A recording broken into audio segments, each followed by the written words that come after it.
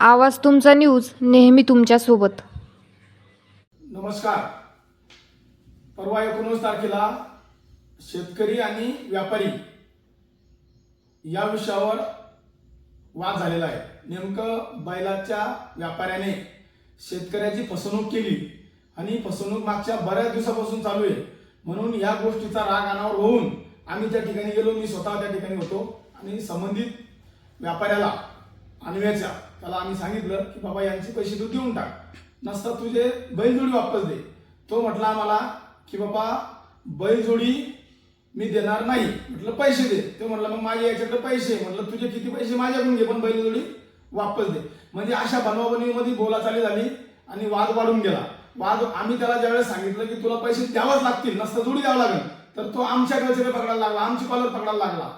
मग मला एवढं सांगायचंय की ज्यावेळेस एखादा व्यक्ती जर आमची कॉलर पकडल, माझी असो तुमची असो कोणाची असो, कॉलर पकडायला लागल्यानंतर वाद मोठा झाल्याशिवाय राहणार नाही. मग त्याचं काय म्हणणं पडलं की हे तर काड्या घेऊन आले आणि मला मारला आणले, कुराला आणले, हे गुंड आहे. अरे बाबा तू हमारे गिरेबान पे हात डालेगा तो हम तेरी क्या आरती करेंगे क्या? हे गलत आहे. मला एवढं सांगायचंय संबंधित मुस्लिम बांधव जे कोणी चांगल्या विचाराचे लोक आहेत त्यांच्या मला लक्षात आणून द्यायचंय की हा माणूस कसा बदमाश आहे. बघा मागच्या 2 वर्षापासून मला सारखे फोन येतात. मग तुम्ही म्हणजे खोटं आहे का? तर तुम्हाला खोटं वाटत असेल तर मी शेतकऱ्याची यादी वाचून सांगतो. जानेफळ गायकवाडचे दामू तायडे, वाकडीचे गणेश शिरसाटे, त्याच्यानंतर दगडवाडीचे एकनाथ पाटील, त्याच्यानंतर माळेगावचे विष्णू दामंदे, त्याच्यानंतर धोणखेड्याचे अंकुश कोल्हे, त्याच्यानंतर रेलगावचे संजय चंदनशे, त्याच्यानंतर वरुडचे वरुडवार सुभाष वाघे, त्याच्यानंतर दिनकर दामंदे माळेगावचे, त्याच्यानंतर अनिल कोल्हे धोणखेड्याचे, विठ्ठल ठकोबा गायकवाड जानेफळचे, शिवाजी सुलताने कोद्याचे, गजानन भावस्कर कोद्याचे, संतोष दांडगे सुरवणीचे, नाना सोनवणे जानेफळ गायकवाडचे, यांचे मोबाईल नंबर सहित मी यादी पाठवणार तुम्हाला. जे कोणी हे व्हिडिओ बघतील त्यांना माझी विनंती की तुम्ही या लोकांना फोन लावा, फोन लावून विचारा. विशेष करून जे मुस्लिम बांधव आहे, जे समाजात आणवा गावात प्रतिष्ठित मी त्यांना मानतो, त्यामध्ये राहू भैया असेल, मसूद अण्णा सरपंच असेल, त्यानंतर आपले सलीम मिस्त्री असेल, त्याच्यानंतर आपले सौदागर भैया असेल, अजून माझे बरेच मित्र आहेत. या सगळ्यांना माझी विनंती आहे की तुम्ही या लोकांना फोन लावून विचारा. आता मला रोज हे फोन करताय लोक. मागच्या 2-3 वर्षापासून पण मला फोन करत होते, बाबा माझे पैसे हा दिन का? मी म्हणलो बाबा त्याच्या घरी जा, त्याला भेटा, त्याला विनंती करा, त्याला रिक्वेस्ट करा. तो घरी सापडत नाही, फोन लावला फोन घेत नाही. अशा एक मी अनेक घटना घडत गेल्या. शेवटी राग अनावर झाल्यावर कोणताही व्यक्ती या ठिकाणी वाद केल्याशिवाय राहत नाही. म्हणून माझी तुम्हाला विशेषतः मुस्लिम समाजातील प्रतिष्ठित व्यक्तींना विनंती आहे की तुम्ही या लोकांना स्वतः फोन करा. या शेतकऱ्याला याचे पैसे जर नसतील तर मला बोलवा, मस्जिदमध्ये बोलवा, पारावर बोलवा, बस स्टँडवर बोलवा आणि माझं काय चुकलं मला सांगा. परंतु अशा चुकीच्या माणसाला सपोर्ट देऊ नका. माझी मुस्लिम बांधवांना विनंती आहे, भारतरत्न डॉक्टर अब्दुल कलाम, भारतरत्न डॉक्टर अब्दुल कलाम यांना मानणारे जे मुस्लिम समाजाचे लोक आहेत त्यांनी अफजल खानाच्या प्रवृत्ती सारख्या लोकांना सपोर्ट करू नये, माझी तुम्हाला नम्र विनंती आहे. दुसरी गोष्ट, मला तुम्ही गुंड म्हणतात आणि हे म्हणायला कोण लावतं? माझे राजकीय विरोधक. त्याला काय पाहिजे? फक्त निवडणूक, फक्त मतदान. अरे निवडणूक मतदान केव्हा करा, काय करा. आता काय झालं, मी काही केलं की त्याला मिरच्या जमत्या, कारण त्याच्या कामाचा विरोध करायचं. मग त्याला आयतं सापडलं कसे भांडणं लावता येईल, कशी दंगल घडवता येईल, कशा केसेस करता येईल, कसे गुन्हे दाखल करता येईल. म्हणजे आम्ही पोलीस स्टेशनला जायच्या पहिले यायला फोन लावले, दोन्ही पार्ट्यावर गुन्हे दाखल झाले पाहिजे. म्हणजे ही जी पॉलिसी आहे, तर गावात वातावरण यांना खराब करायचंय आणि नाव माझं खराब करायचंय. मला तुम्हाला पुन्हा एकदा एवढं सांगायचंय सर्वांना की आपण या शेतकऱ्यांना अगोदर फोन करा.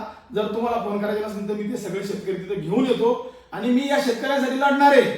मी हार मानणारा नाही, मी घाबरणारा नाही. या शेतकऱ्यांचे जर पैसे असतील तर त्या व्यापाऱ्याला, मग तो रफिक असो का तो काय नाव आहे त्याचं, नुमान काय नाव आहे त्याचं, मोहसिन असो, अजून ते दुसरा काय मसूद असो, अजून काय मला सगळे नाव आठवत नाही, जे काही असतील त्यांना यांचे पैसे द्यावे लागतील. नसता तुमच्याजवळ पैसे नसेल तर तुम्ही गोडीनं गुलाबीनं प्रेमाला सांगा ना, मी आज देतो, उद्या देतो, महिन्यात देतो, हात जोडतो. 4 लोकांना सांगा. तुम्ही गळचेपे दर्शन, धवशान, शेतकऱ्याला डागडापोशान आणि वरतून पुन्हा आम्हाला म्हणसान की तुम्ही दादागिरी करू लागले, तुम्ही गुंडे. तर मला असं वाटतं की जर चांगल्या कामासाठी मला कोणा गुंड म्हणलं तरी मला ते चालेल, मी घाबरणार नाही. नंबर 1. नंबर 2, दुसरी महत्वाची गोष्ट कालचीच आहे. धाडला पुन्हा यांचा वाद झाला. बरं वाद काय झाला? आता ही गंमत बघा, कठोरा बाजारचा माणूस आहे, मुस्लिम समाजाचा शेतकरी आहे, याचे सुद्धा यांनी पैसे दिले नाही, म्हणून काल धाडच्या बाजारात पुन्हा यांच्याशी वाद झाला. मग यांच्याशीच कोण वाद होतो? मुळात यांना गावात वातावरण खराब करायचं आहे. नवनाथ जोड जातीवादी नाही. याचं उदाहरणार्थ माझ्यासोबत 6 चाऊस नावाचा माझा मित्र 5 वर्षापासून राहतो. कधीच आमचा वाद नाही, एकदम दोस्ती आहे, सोबत जेवणं बसणं उठणं.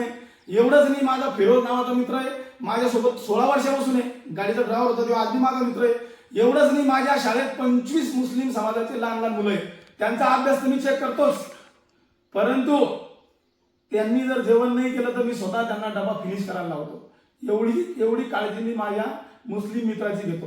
कठरा बाजारचा आमचा हरून आहे, आमचा तिथला सरपंच आहे, माजी सरपंच आहे, तिथला माजी पंचायत समिती सदस्य आहे, भोकरदनचे शफीक शेख आहे. असे अनेक माझे मुस्लिम मित्र. यांना मला सांगायचं की अशा लोकांना आपल्याला नीट करायचं आहे, कारण आपण भारतरत्न डॉक्टर अब्दुल कलाम साहेबाला मानणारे लोक आहे. अशा नीच प्रवृत्तीच्या लोकांना सपोर्ट करू नका. हे समाजात वातावरण खराब करतात आणि वरतून मलाच गुंड म्हणतात. आणि त्याला मदत करणारे माझे राजकीय विरोधक आहेत. त्यांना फक्त गावाचं वातावरण खराब करून नवनाथ जोडला आरोपीच्या पिंजऱ्यात उभं करायचं आहे. पण मी अशा राजकीय मूर्खांना, विरोधकांना घाबरत नाही. त्यांनी काही जरी केलं तर मी चांगल्या गोष्टीसाठी सदैव भांडत राहील. एवढं बोलतो आणि थांबतो. आपल्या शहरातील बातम्या सर्वात पहिले पाहण्यासाठी आवाज तुमचा न्यूजला लाईक करा, सबस्क्राईब करा व बेल आयकॉन दाबायला विसरू नका.